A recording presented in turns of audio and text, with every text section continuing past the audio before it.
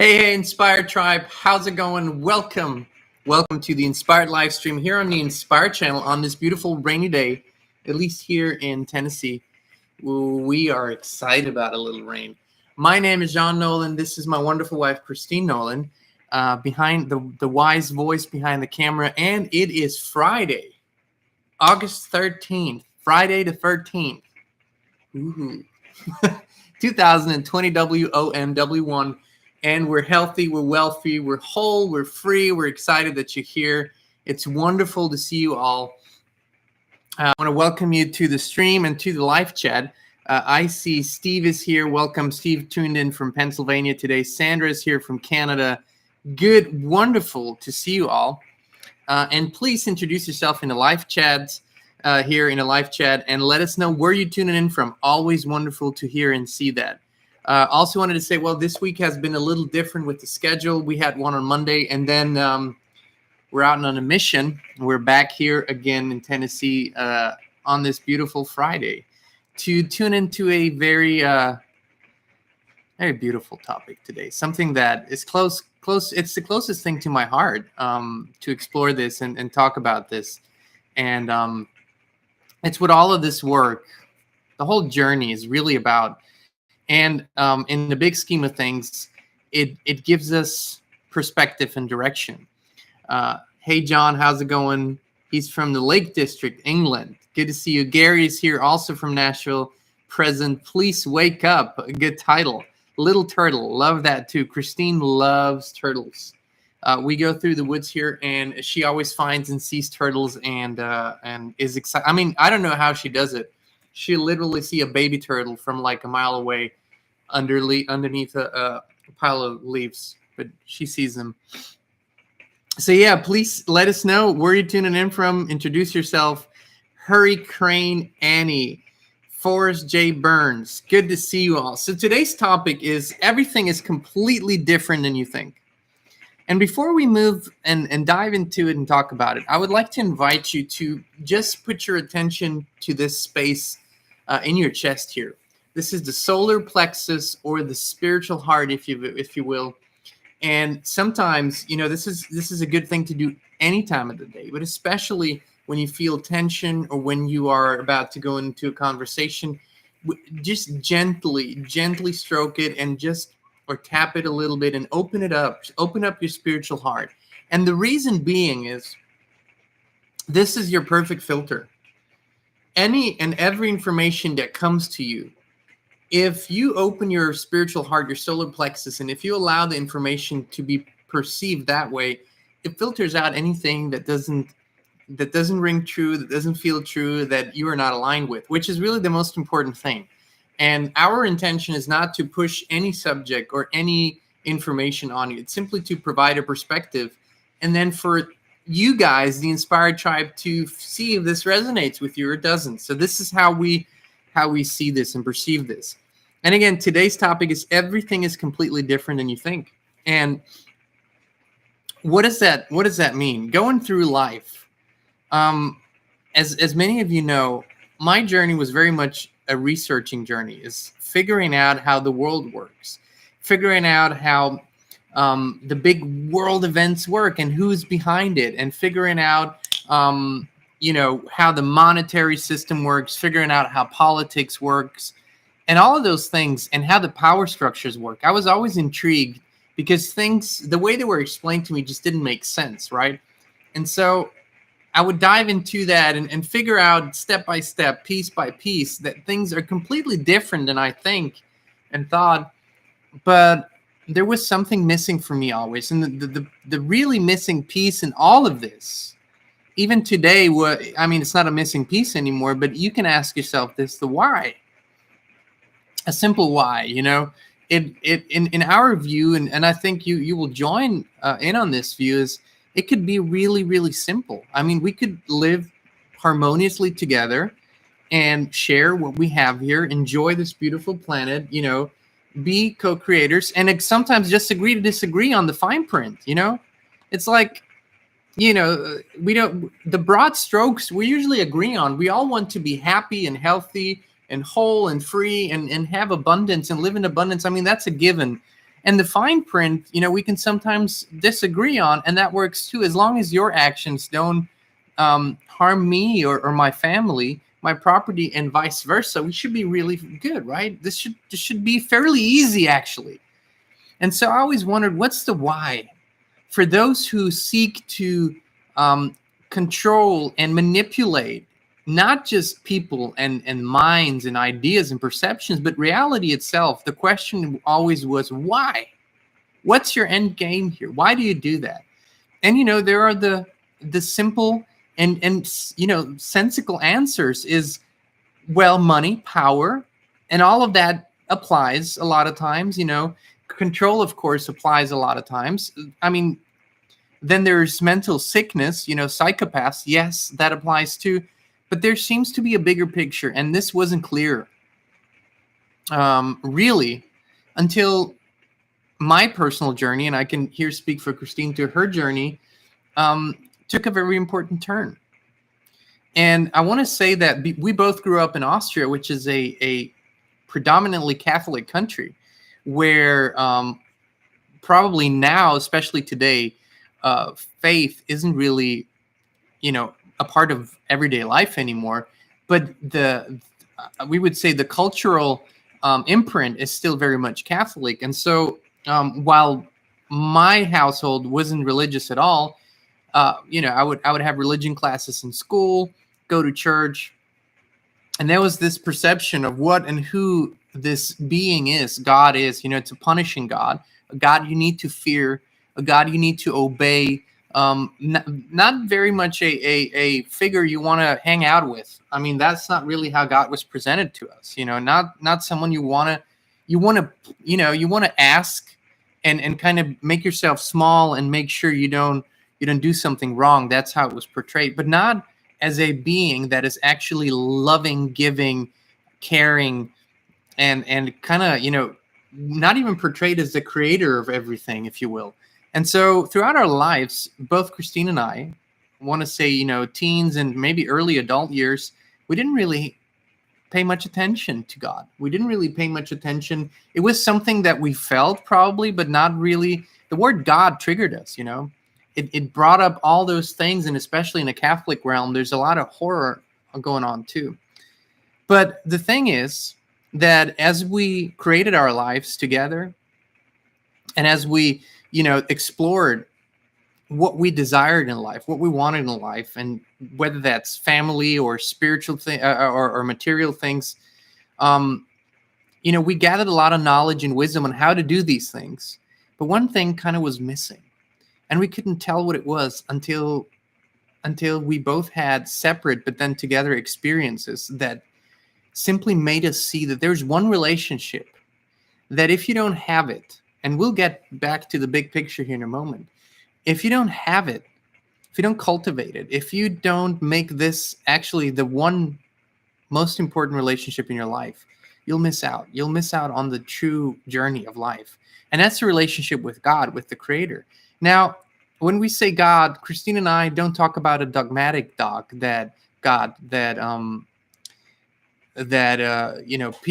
people interpret him, or how a lot of people speak about him or her or it, if you will. I mean, even that is a language doesn't really allow us to express that. And so when I say God or him, I don't see that as a man or as a being with a long white beard. And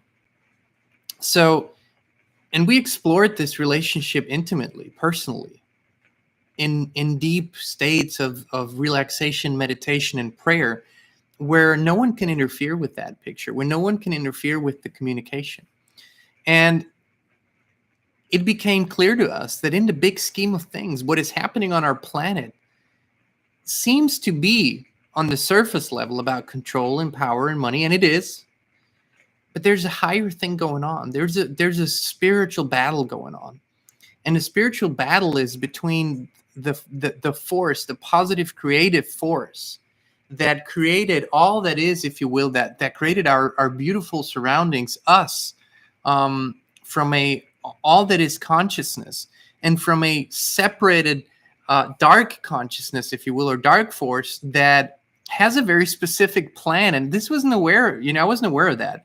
And it only occurred to us really, in a longer period of time, that there's really a battle going on. And I wasn't aware that in the highest levels, these beings, if you will, that have imposed so much on us and have tried to control us in so many ways, their aim is really to challenge God. It's really to challenge this greatest creator of all. And basically, it's a sparring match, if you will. It's a sparring match. It's a tennis match, if you will. And the idea is that if these dark forces get to control humanity completely, God must react. God must show his hand and must get into communication, if you will. And this might seem like a crazy thing to you, but so much of what we have learned and so much of what we have been given in wisdom and knowledge and information simply points to that. And what we mean by that is that there is a very, very, very small group of beings that have perfected the game of reality creating. Just like we talk about creating reality, they do the same thing and did the same thing. And they do it with the power that all that is has, with the power of the mind, with the power of the creative mind. And once you understand that this is where this battle, if you will, is happening, then you change your perspective. What we see in the monetary systems, in the political systems and control systems, that's already the picture outplayed. That's already how they outpicture their control. But it's not really the source. And the beautiful thing is that on this highest level, this battle has already been won. These entities that were so hell-bent on controlling humanity and leading them into another dark age, if you will, they've already given up. They've already seen that the human spirit is unbreakable. In the long run, it doesn't work. However, their pictures, their visions, their ideas, they were so strong because they understood how to do it that it's still playing out. And so now we have a lot of bio robots, if you will, that are still playing this game on all levels. And they don't have a if you will, they don't have a boss anymore. The boss has given up, but this is still being played out. And this is still, this energy is still very present on the planet. And one thing that gave us not just peace of mind, but a strength and power that's beyond this human body, that's beyond something that you can muster up just with sheer willpower, is this relationship with the Creator. And I want to say Creator, perhaps it's a more unloaded word than maybe God for many, but it's such a beautiful thing because the Creator to us is not a being that sits on a throne and randomly sets down lightnings to those who are not doing the right thing. But I do believe that with this relationship, you can gain a lot of insight and you can gain a lot of very important understanding for your own life.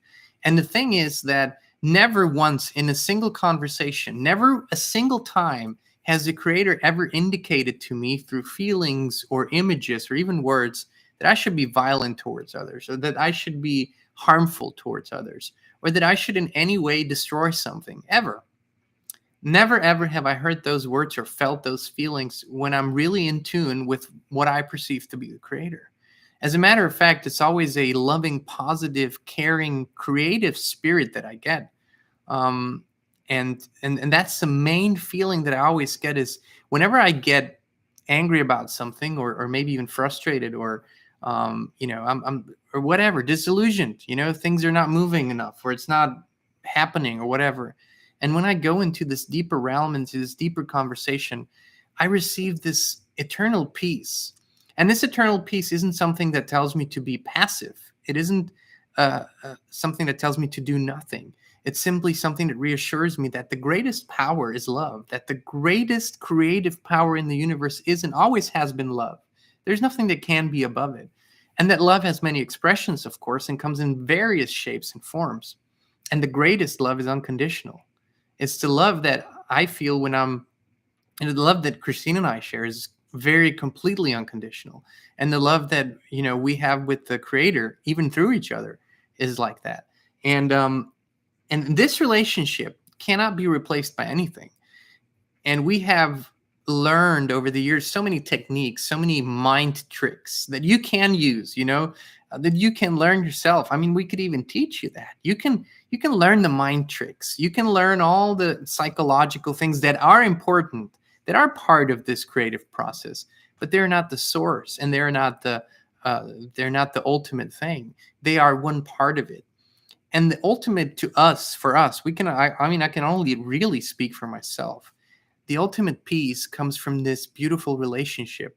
And the more I intend to see creation in everything and everyone, and this unconditional love in everything and everyone, the easier it is for me to remain not just peaceful, but in a positive, uplifted spirit, and something in an inspired spirit, truly being in the spirit, inspired. And that relationship has changed my life completely.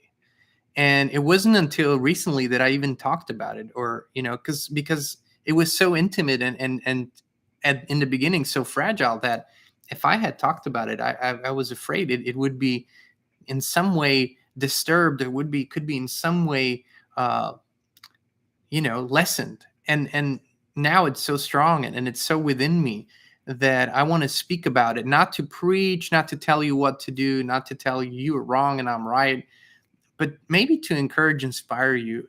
If you have given up on the creator, if you have given up on this thought, if you believe it's cynical, if you believe it's not real, to just explore. I mean, a wonderful, easy thing that we always recommend is being in nature. I mean, how can you not? If you really look at a tree, just look at one leaf, look at the perfection in one leaf. What kind of all-knowing spirit does it require to create this perfect system that needs nothing from anyone to perfectly function for decades and centuries and nourish? And one tree is a whole biosphere, a whole ecosystem for so many beings, from the very little bacteria, microbes, up to the squirrels and the birds and all the other animals that have their home in a tree. And what a nourishing system that interacts with all the. So it's such perfection. And if you can open your eyes to that, open your heart to that, you will see that there must be such a loving, caring, powerful, creative force, a creator um that created this in true perfection. If we don't understand it, it's just that we don't understand it.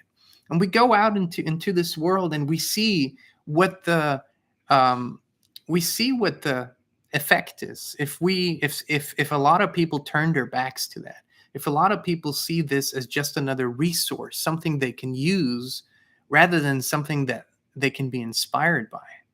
And so this relationship is not just the one thing that changes everything in your life, but understanding this changes how you see the world.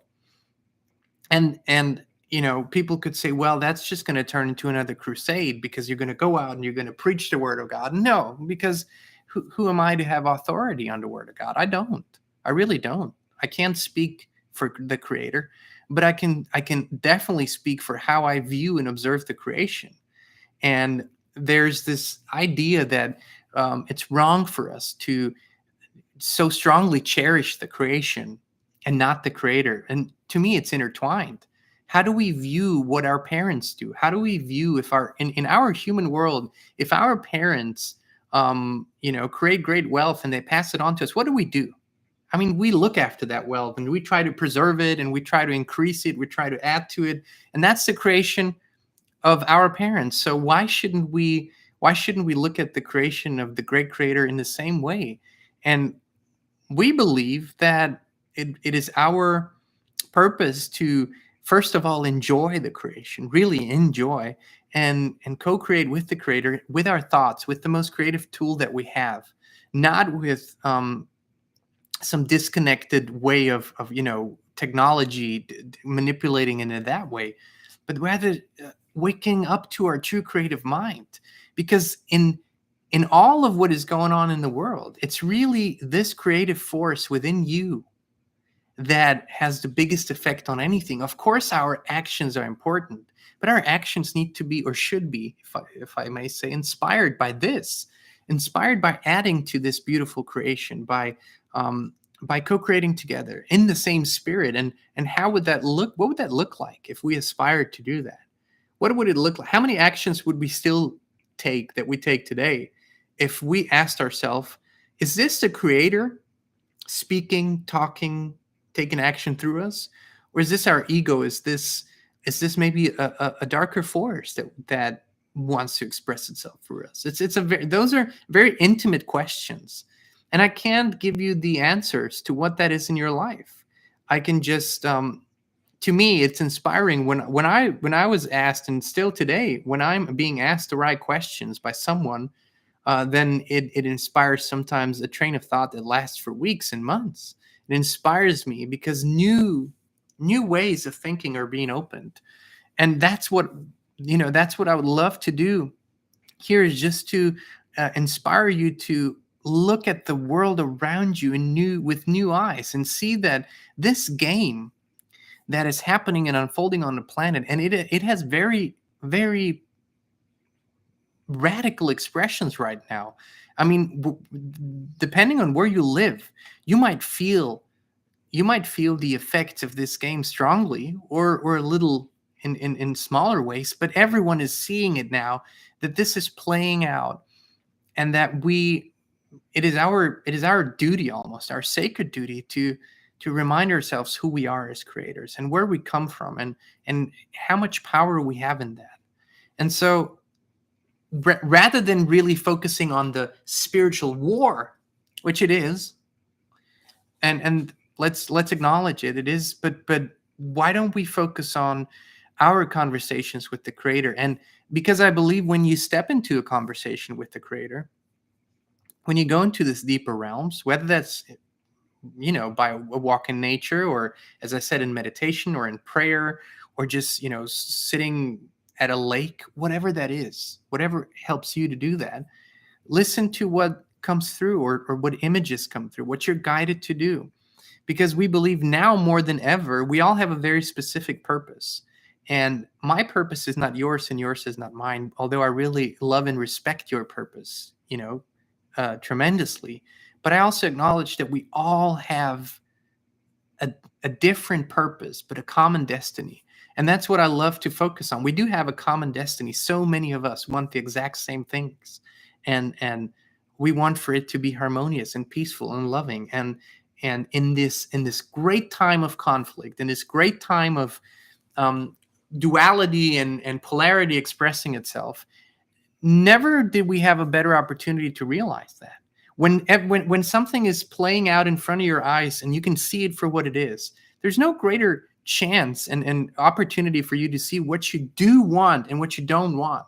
I think this is the perfect time for us to see this, and that we need not to fear these pretend powers that are now so forcefully speaking and acting and mandating and all the things that they're using, that they're really very powerless. Because these beings that are on the worldly level, that are out picturing all these power hungry things, they really have no connection to the Great Spirit. That's the sad part in this. They have no connection to the Creator.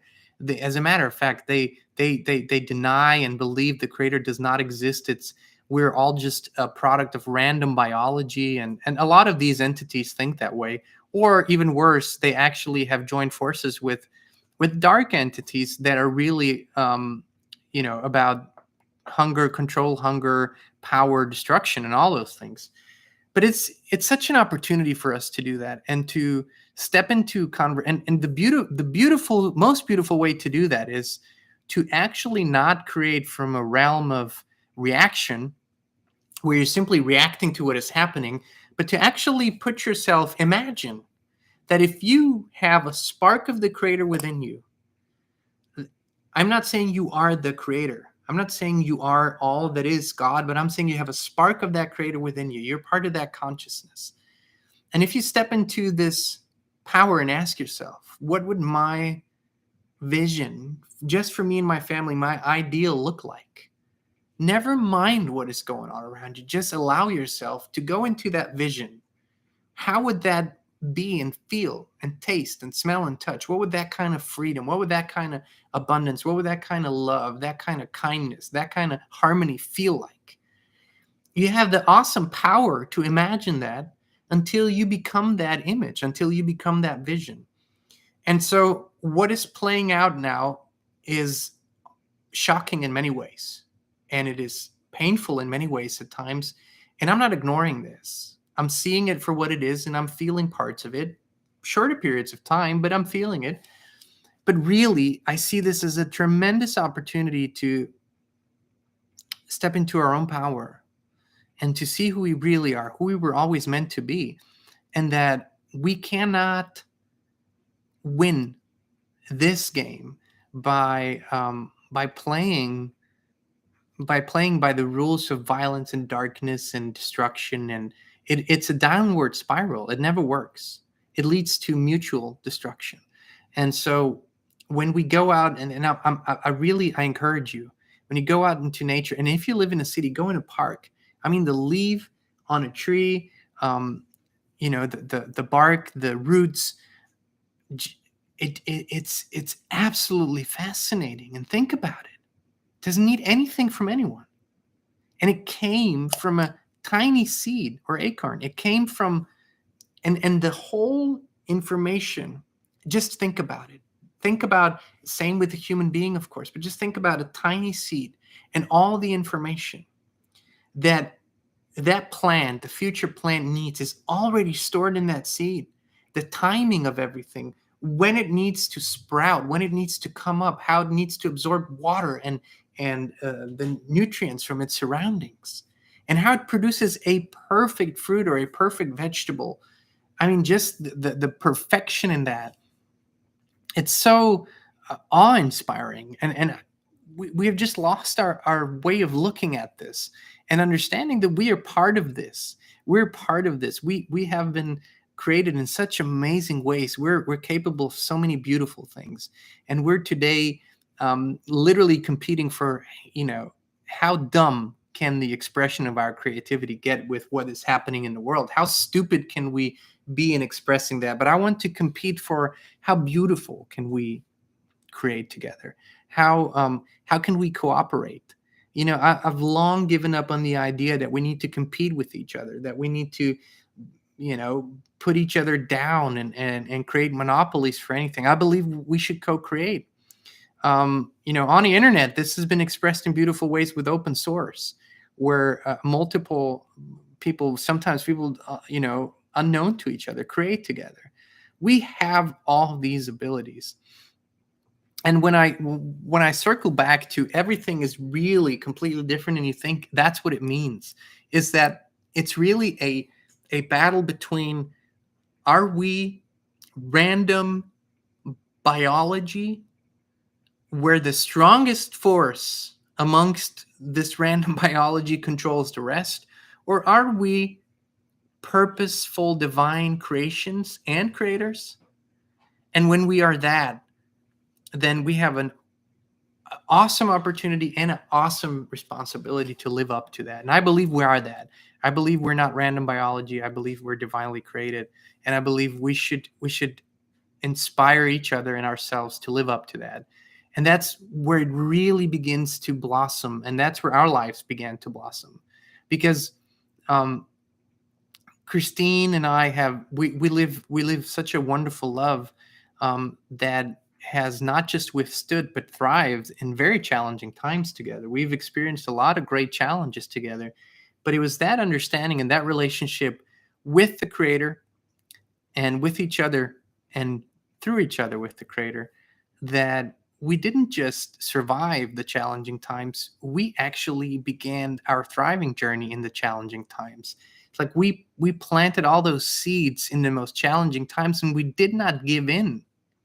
We did not give in to the appearance on the outside. And when it gets really chaotic on the outside, when you don't have that relationship, you tend to give in. You tend to lose faith.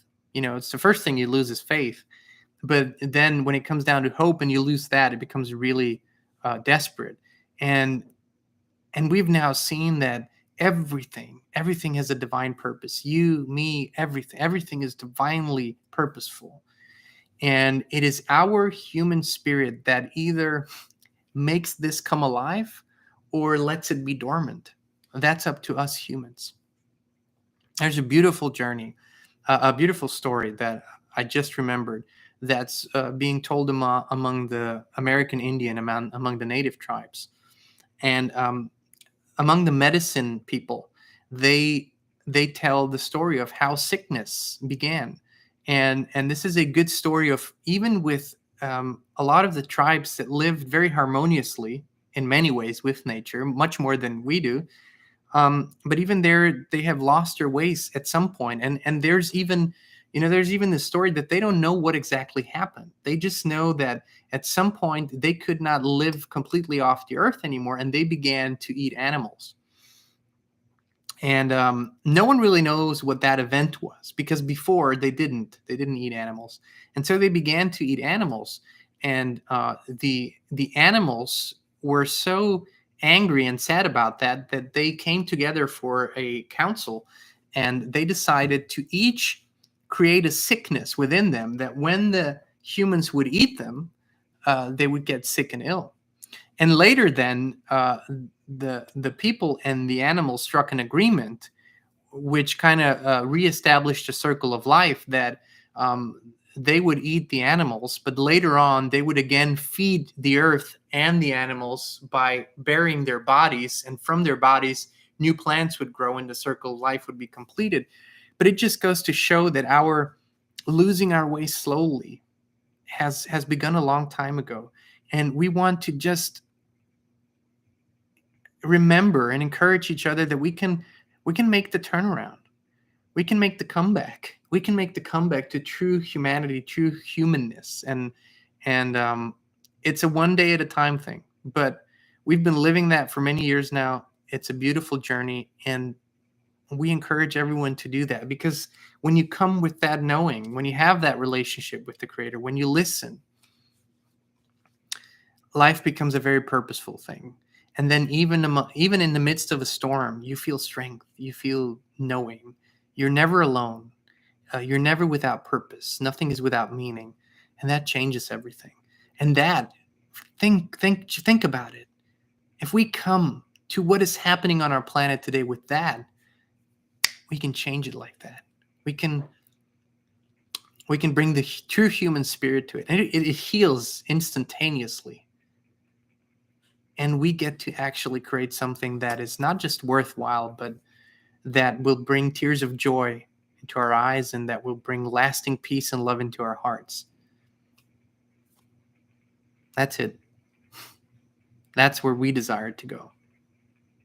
And we love that you're with us on this journey, and that we can not just overcome anything, but we can truly thrive, and we can begin now. We don't have to wait for anything to get better on the outside. We don't have to wait for anyone to give us permission to do that. We don't have to wait. Give yourself the permission. Tribe, give yourself the permission. Wonderful beings and beautiful people. I just see the comments here coming in, and I want to tell you all, assure you all, I read all the comments. When a ritual I do after the live streams, I sit here, I read through the comments, and I'm deeply thankful, appreciative. Sometimes I have tears of joy in my eyes, and we truly love you. It's that love that keeps us coming back and keeps us fulfilling our purpose. So Tribe, thank you for being with us again, and we'll be here again on Monday, 2 p.m. Central, right here on the Inspired channel. Have a wonderful, blessed weekend, and just open your eyes to the magic of the Creator. It's everywhere. We love you all.